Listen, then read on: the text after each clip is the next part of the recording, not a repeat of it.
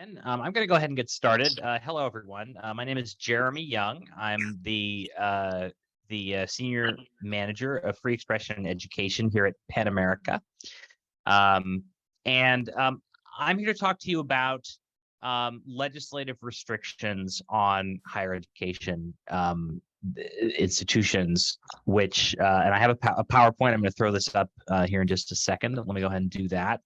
I'm going to talk for probably 40 minutes, but please feel free to interject with questions or comments.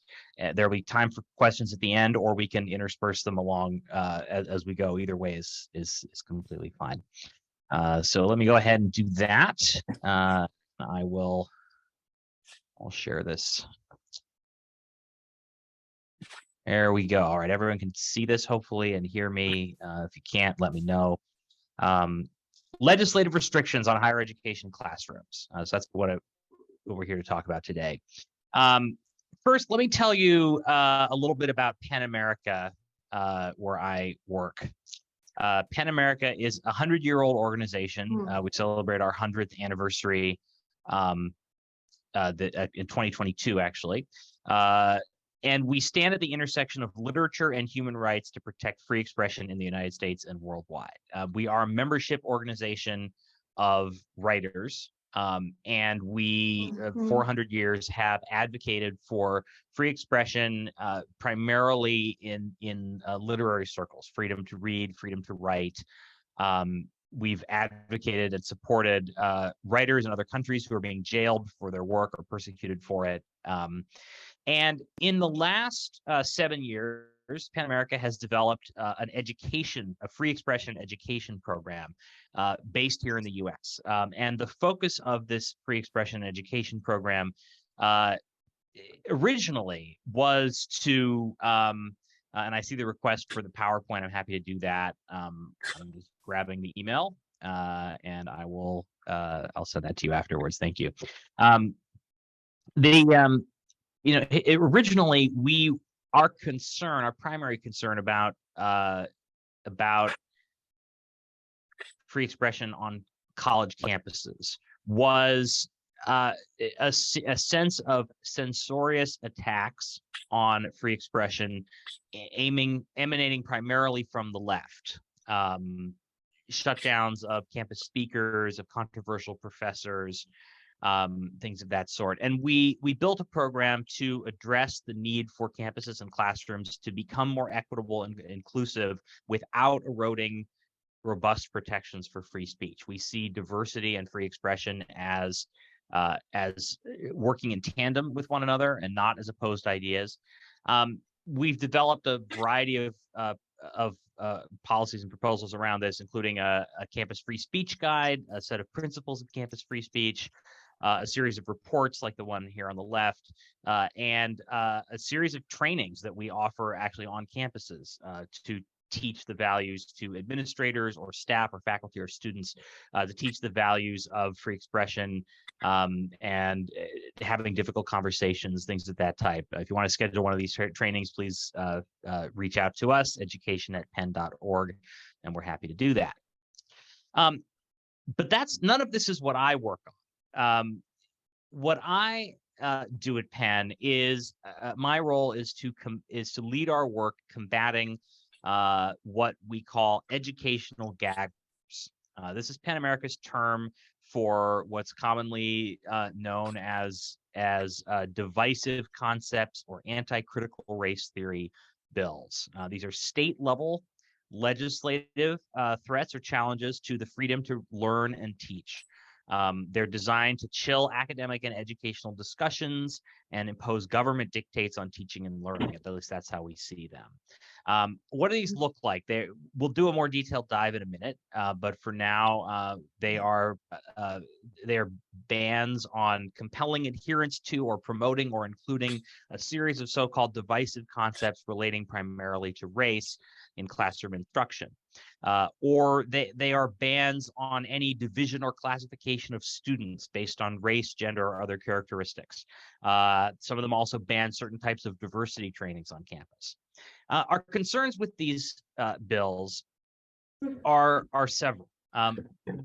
Educational gag orders impose content and viewpoint-based censorship on college classrooms. That is to say, they ban content not on the basis of some sort of universal principle, such as germaneness to a class or advocating violence, but instead based on the viewpoint of the person, of the content being shared or the person's sharing it. They are vaguely written in a way that leads inevitably to administrative censorship and self-censorship in the classroom, both to teachers censoring themselves, students censoring themselves, and to administrative leaders feeling compelled to censor the people they supervise in order to comply with the bills. They suppress the visibility and voices, particularly of Black and LGBTQ groups. They restrict campus speech on civic and community topics, and they're a direct threat to civic engagement work on campus, because it's difficult to have effective civic engagement if you can't talk about issues of civic concern. It really is a conundrum. We've written two major reports on these bills. The first one called Educational Gag Orders, Legislative Restrictions to Read on the Freedom to Read, Learn, and Teach. And the second one released in August called America's Censored Classrooms. You can read those if you want some more detailed analysis of these bills. But I'm gonna give us a general overview here to start with. These bills originated with a backlash they originated in the summer of 2020 as a backlash against the George Floyd protests and the racial reckoning that they promised, against the 1619 Project and its wild popularity in 2019 and 2020.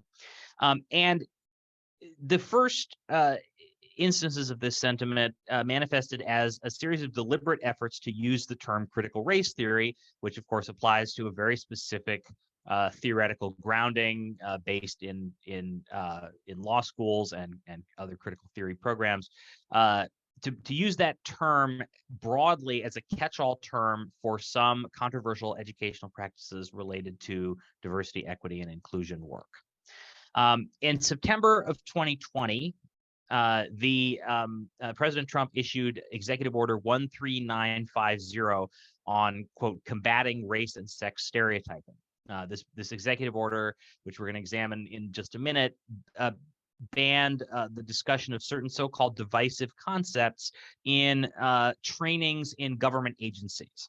The order never really went into effect. It was stayed almost immediately by a court and then repealed on the first day of the Biden administration. But the bills that came, once it became clear that this was not going to be able to be sustained at the federal level, there was suddenly an avalanche of bills proposing similar language at the state level in states across the country, and now aimed primarily not at legislative trainings, but instead at educational institutions, both K through 12 institutions and colleges and universities.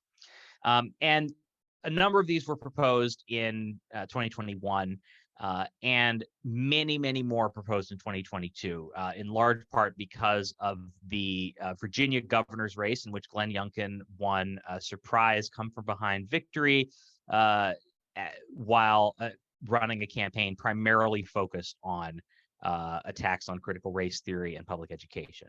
This suggested to a number of conservatives that this was a winning issue, and led to a bandwagon effect that dramatically increased the number of these bills in 2022 and now in 2023 as well.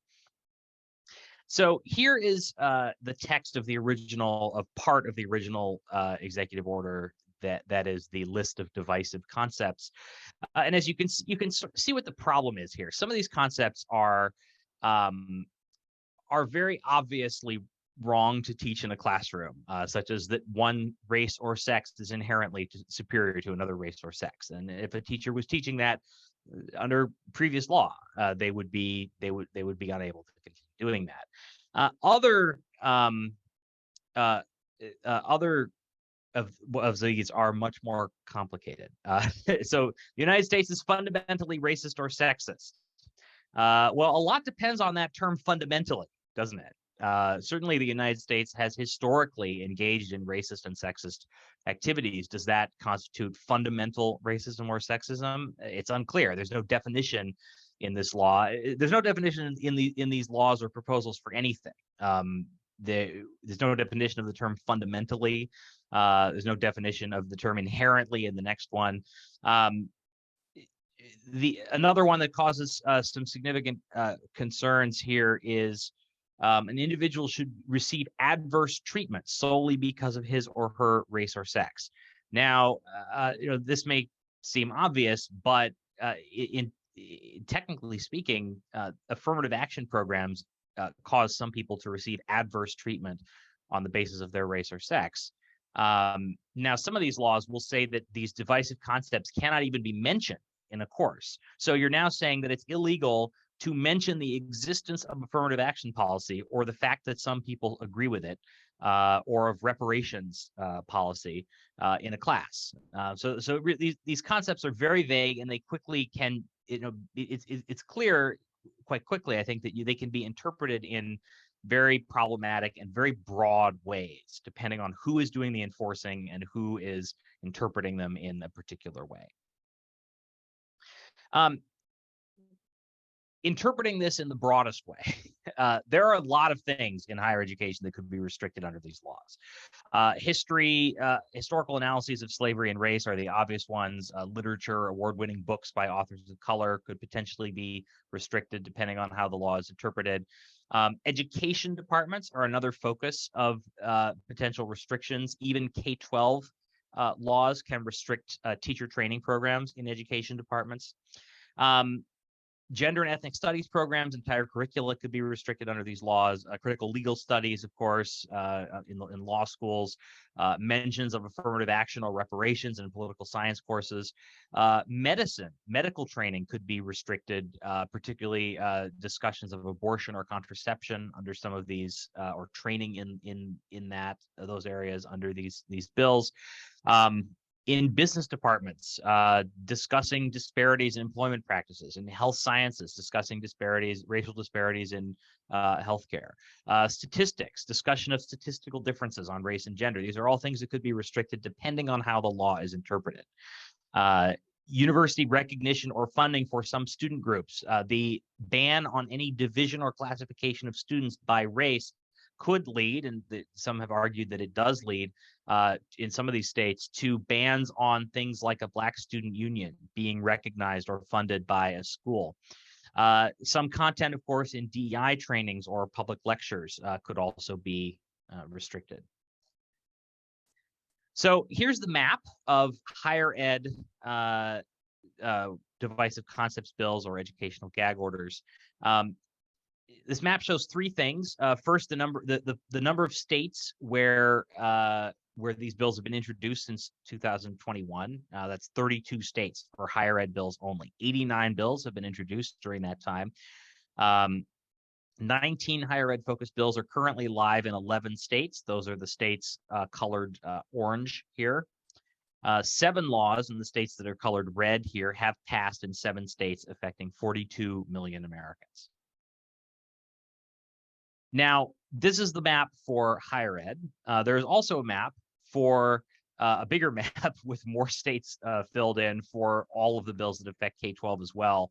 As you can see, most states have had a bill introduced or passed that affects K-12. These K-12 gag orders also affect higher education in a variety of ways. As I mentioned before, they impact teacher training programs, student teaching and teaching education, continuing education for teachers. We've seen examples of each of these things happen.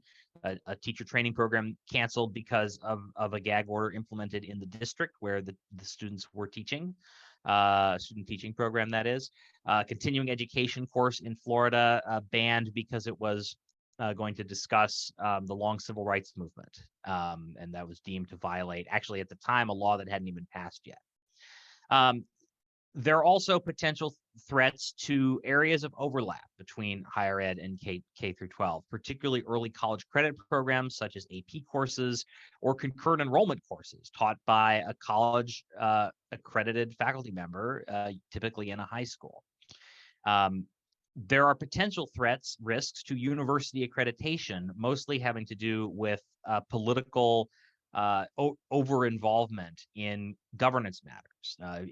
If these decisions are being made by legislators rather than by university governing bodies, their accreditors are on notice and are concerned when this happens. And finally, the most obvious problem, a simple lack of student preparation for college. If students are, we often describe this at Penn America. We say that this educational censorship is a democracy problem, because when you are limiting students' ability to learn about people who are like them or people who are different from them, really about the world around them, those students will then grow up to become voters and leaders, and in doing so, will not have the knowledge or understanding of people different from themselves that they need to be effective in that role. So it really does hinder democracy when these restrictions are implemented. A couple of numbers from our August report. These are not current, but they do reflect the state of play in the 2022 legislative sessions. In the current legislative session, we've seen a lot of bills introduced, but it's too early to know what has legs or is moving. Nothing's been passed at this point. So 250% increase in the number of these bills that were introduced in 2022 compared with 2021. More of these bills targeted colleges and universities, 39% in 2022, up from 30% in 2021. And I should mention on that last chart, there also a rise in 2022 of bills targeting private institutions, including one in Florida, which passed, although the private institution part of it, as well as the higher ed part of it, are currently stayed by a federal judge. Of the 7 new laws that passed in 2022, over half of them applied to higher education, and in fact, 2 of them applied only to higher education. They did not apply to K through 12 at all. And finally, this bar on the left shows that more of these gag order bills in 2022 contained punishments, whereas in the first year they were introduced, many did not. Many were simply a slap on the wrist. They didn't include a particular punishment.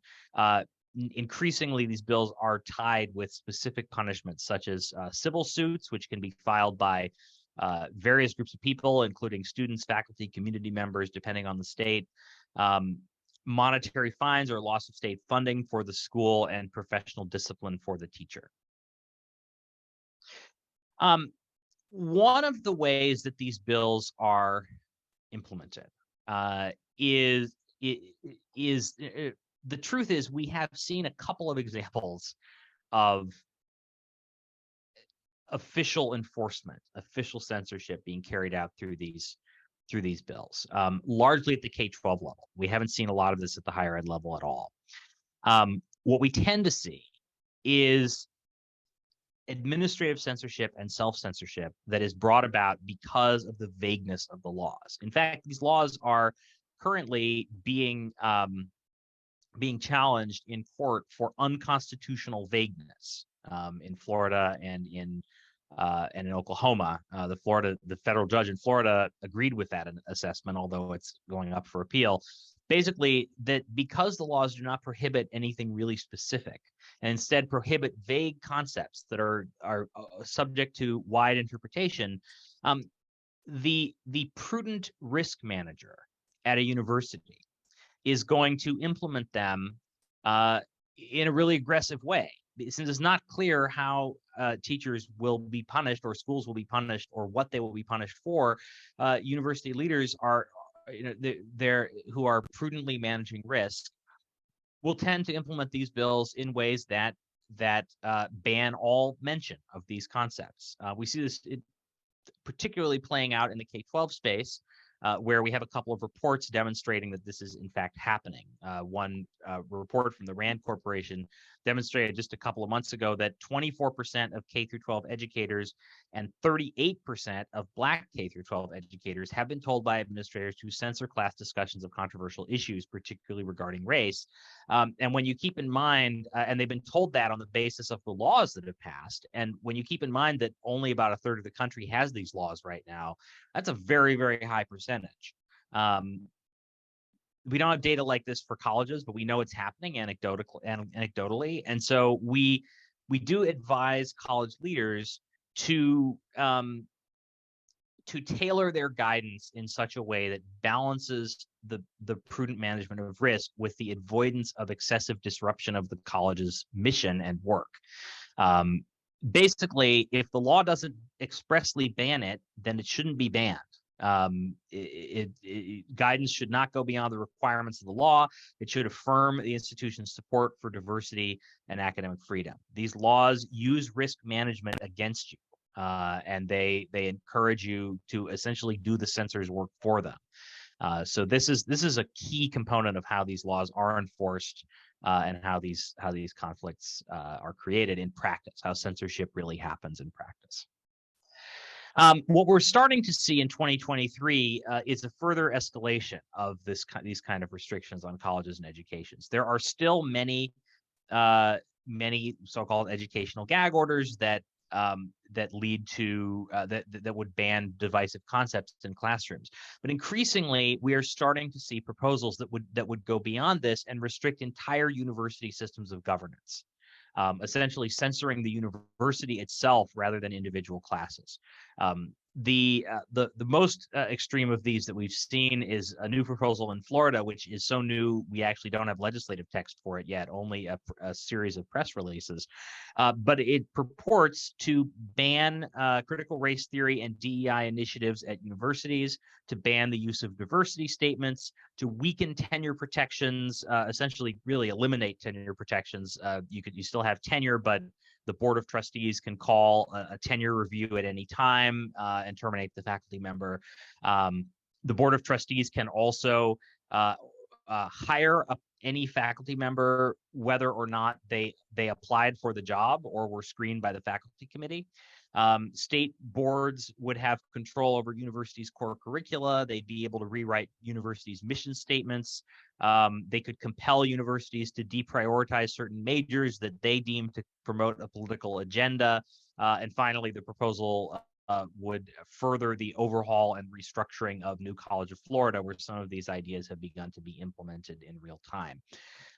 We are concerned that this policy, that while some aspects of this policy may appeal to many groups within the universities, none of them should appeal in the sense that they are being carried out by lawmakers rather than by university leaders in a shared governance system. And we are concerned that this proposal, which has been developed in large part by national figures, will spread across the country beyond just Florida. So where is this all coming from? Why go after higher education, and why do it now? It's an interesting question, because there is of course a perception in American society that higher education faculty are left-wing tenured radicals, and that's not wrong. It certainly hasn't been wrong since the 1960s, and it wasn't entirely wrong before that. And that perception has been around for a long time. But it's interesting to note that negative views of higher education among many conservatives are a fairly recent phenomenon. They as recently they really coincide with the beginning of the Great Recession. But prior to the Great Recession, you can see support for higher education among among Republicans, right? Do Republicans think higher education has a positive or negative effect on society? And you get, majorities will say yes, really only about 10 points different from Democrats.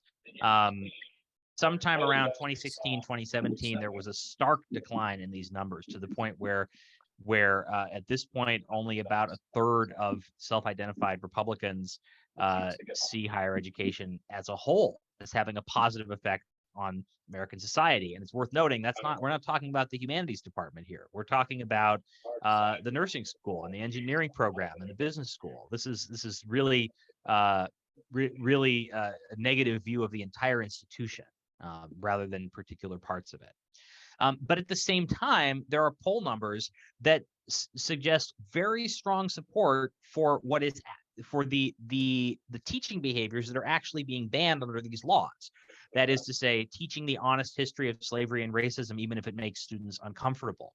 We've seen polls that show support for this as high as 75% among Republicans, let alone among all Americans. I've seen a poll, that shows support for this among people in rural Tennessee.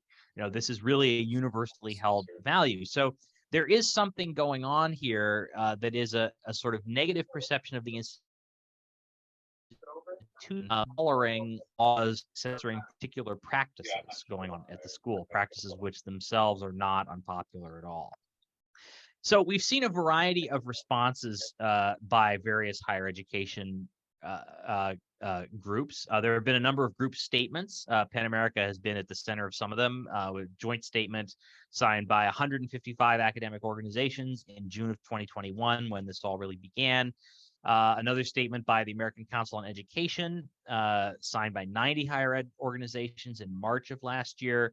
And then another statement joint between PEN America and the American Association of Colleges and Universities, representing 1,000 member institutions in June of 2022. And there's also been a template resolution opposing these laws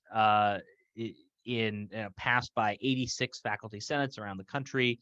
Not a very common phenomenon for faculty senates to pass the same resolution all over the country.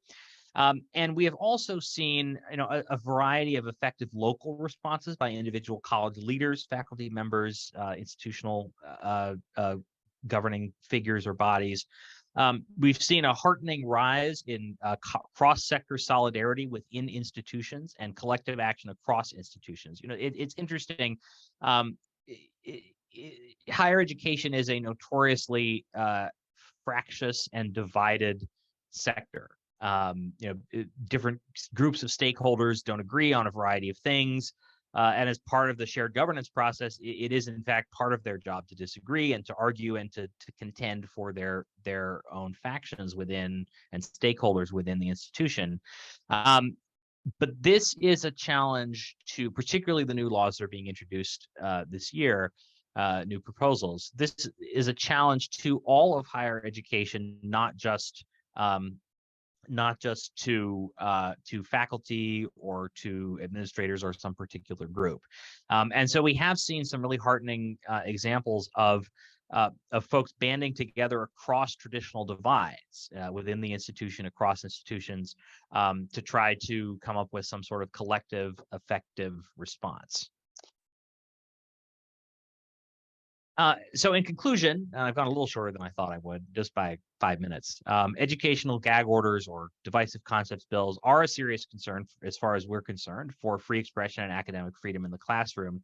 And leaders of higher education institutions do have a special role to play in understanding, implementing, and responding to these developments.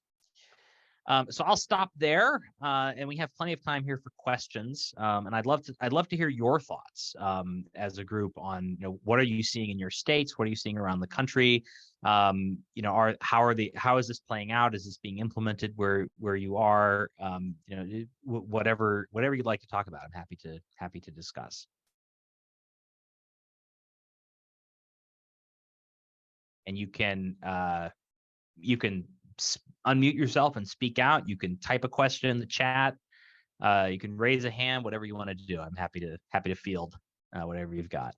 I'll ask a question. Yes. Hi, Jennifer Boehm with IUPUI in Indianapolis. Hi, yes. And, hi, we had we got exempted from the bill higher ed did in Indiana last legislative session, but our session's back in, our legislature's back in right now, and who knows what might happen in the next 6 weeks or so. So that's kind of what's going on here. My question is in advocating against these policies, 2 questions. 1, have you seen, what do you think are maybe effective strategies? And 2, are there people outside of higher education who would also advocate against these? Because it feels like, if you think this is a higher ed thing and it's only higher ed institutions who are fighting against it, that it would be strengthened if there were other alliances formed there. Does that make sense? That's a great question. Yes. So Certainly in terms of messages that we've seen to be effective. One of our partner organizations did some really effective survey research on this. They found that in fact the free expression argument is one of the most effective arguments, that people are not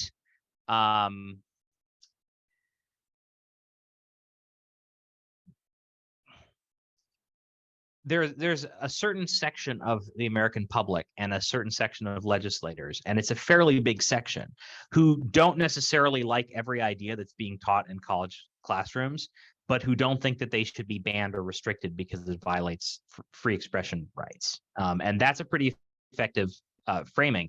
And they actually found an even more effective framing, which I shouldn't say because I'm a free expression organization. That I should say that's the best one. It's the second best one.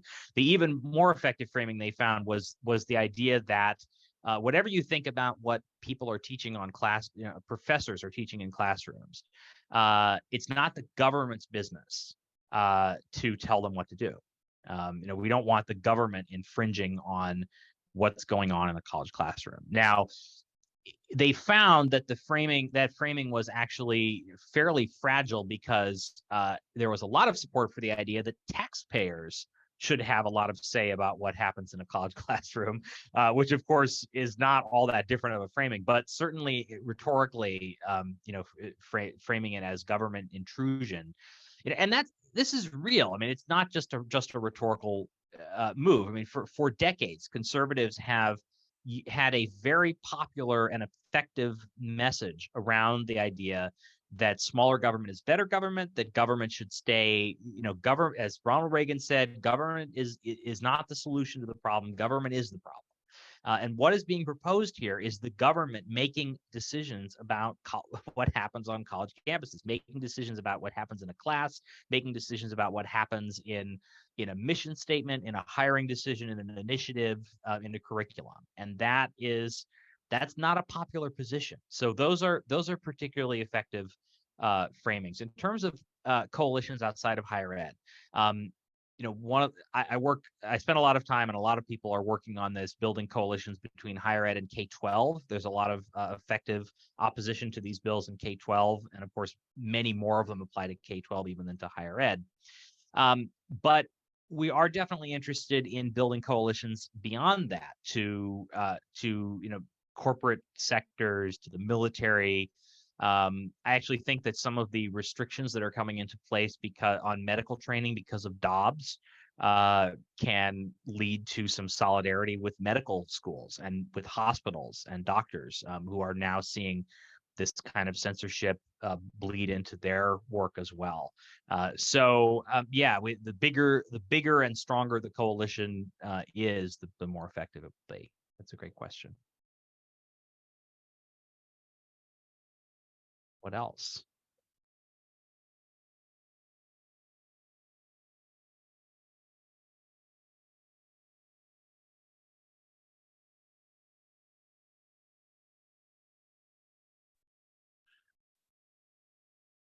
Okay, we got a question in the chat. Let's see. I'll read this one out loud. The gag order law in Arizona also exempted higher education for now and invited parents to sue the teacher and removed legal coverage. So the teacher would have to pay for their defense and privately, $5,000 fine and removal of teaching licenses penalty. Is there any effort for national higher ed teacher organizations to challenge these laws rather than put the burden of the challenge on individual faculty who are attacked? First of all, there is no restriction on higher ed in Arizona, as the commenter notes. And actually, there's no restriction on K-12 in Arizona either, because they passed one that was struck down by the state Supreme Court. There is a restriction in place in Arizona, but it applies only to government trainings, it explicitly exempts educational institutions.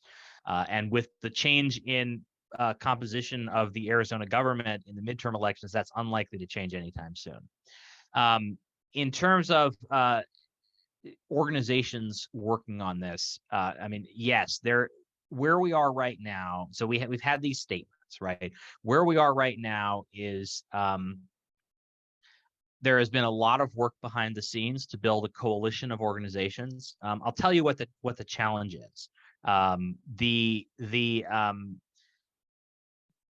These laws are coming at states in ways that are not that higher education as an organized sector has not historically had to deal with before. Higher education has a very strong and effective lobby on these issues at the federal level. But individual institutions are effective at lobbying on various issues at the state level, but those issues generally have to do with funding for their institution. The idea of building, the idea of responding to laws that are developed federally but that are deployed across states in a variety of contexts is really new. In this sector. It's happened in other sectors, but it's new for higher education, and there isn't really a structure in place to respond to it. So there's been a lot of work behind the scenes into building a structure like this. I think some things are going to be released very soon that are going to get university presidents, among other things, into the fray, and in a way that they have not been before.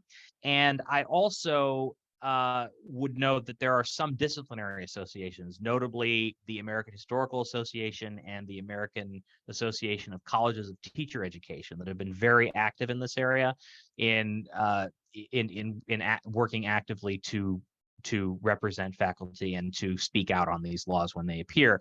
And if you are in a different discipline from that, there is certainly room for other disciplines to do that as well. Many disciplines have signed these joint statements, but there's room for them to do more. And I'm sure that would be welcomed. Great question. All right, who's next? This is a quiet group today.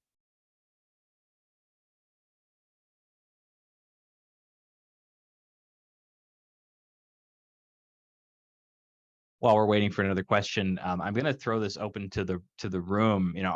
Has anybody had any sort of direct experience with one of these laws, or with something related to the divisive concepts prohibition, even it being brought up outside the context of a law, in a district policy, in a conversation?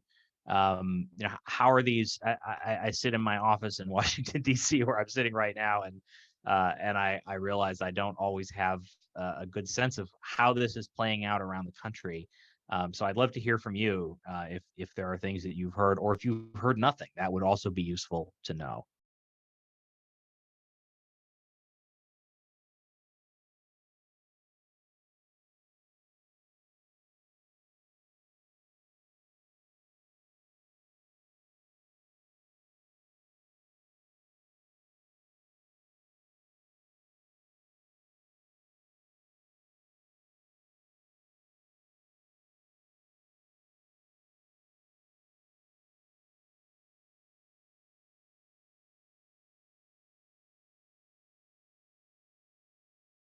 Sounds like not a lot has been going on in these spaces. All right, I'm going to give one more opportunity here for questions.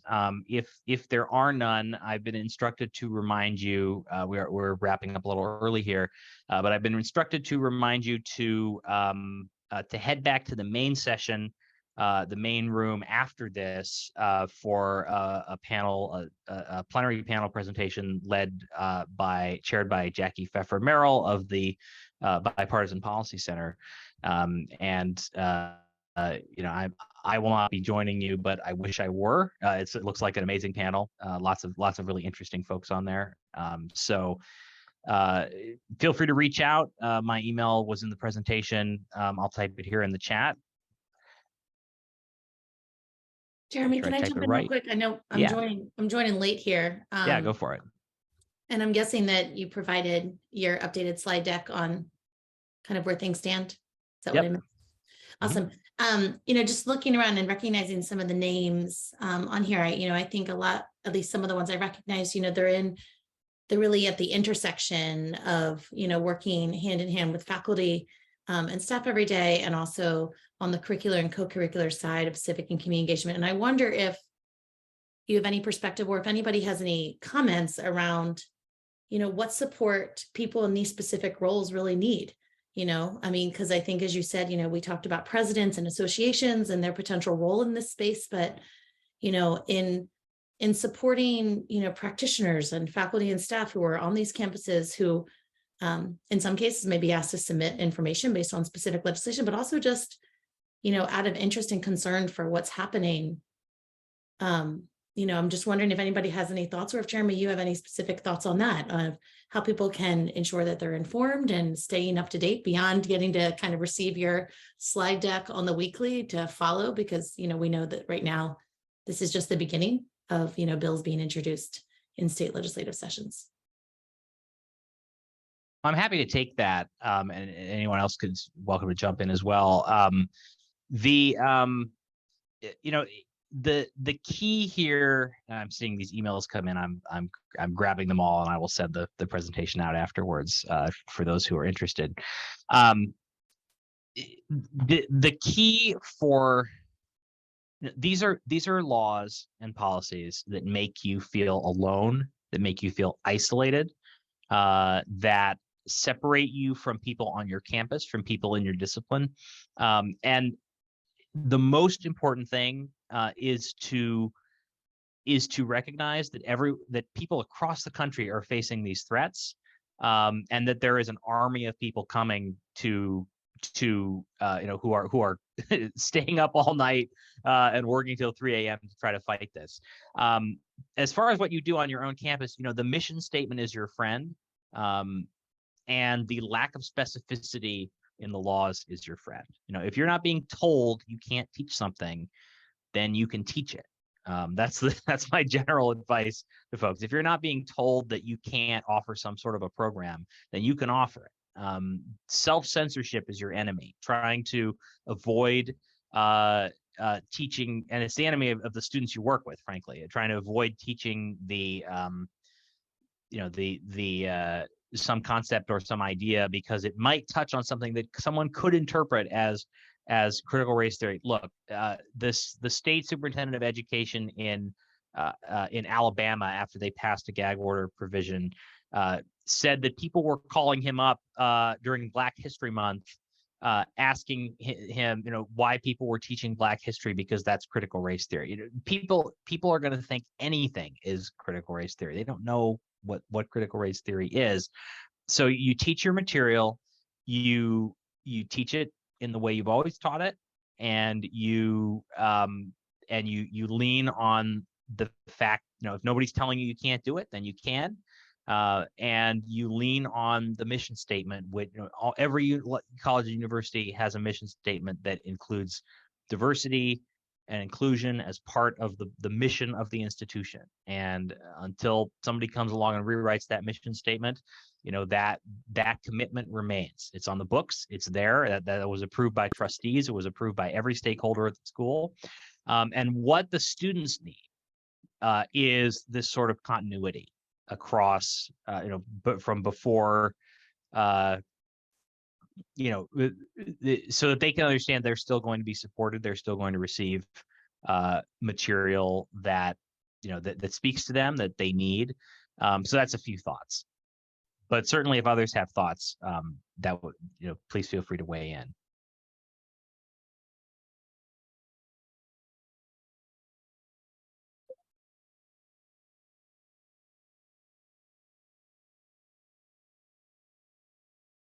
Thanks, Jeremy. I would just say, just as someone who gets to spend a lot of time with Jeremy, that, what you saw today, even just the slide deck that I know you saw, that Jeremy is working on that every day, and his incredible team with Sam and John and others.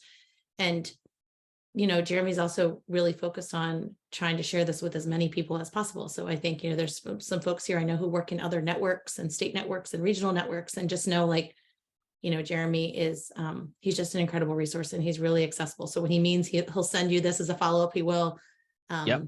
But, he's somebody who I think everybody on this call should feel comfortable with reaching out to and kind of saying, can we have an additional conversation, or could you show up in this space or that space? So at Campus Compact, we're closely aligned to Jeremy, and we're doing, as he said, really working around, particularly behind the scenes, around where do we go from here. So thank you, Jeremy. Thanks, Bobby. And that's absolutely true. I really am happy to field emails and calls. And when I send you the slide deck, This is not protected information. You're welcome to share this anywhere you want. You know, it is you know, that one of the benefits of us being a nonprofit rather than an advocacy organization that is running campaigns is we can share our data, we can share our research publicly, and anyone can benefit from it. So, so yes, that everything Bobby said is true. Thanks, everyone, and make sure to head over to that plenary after this because it's going to be great.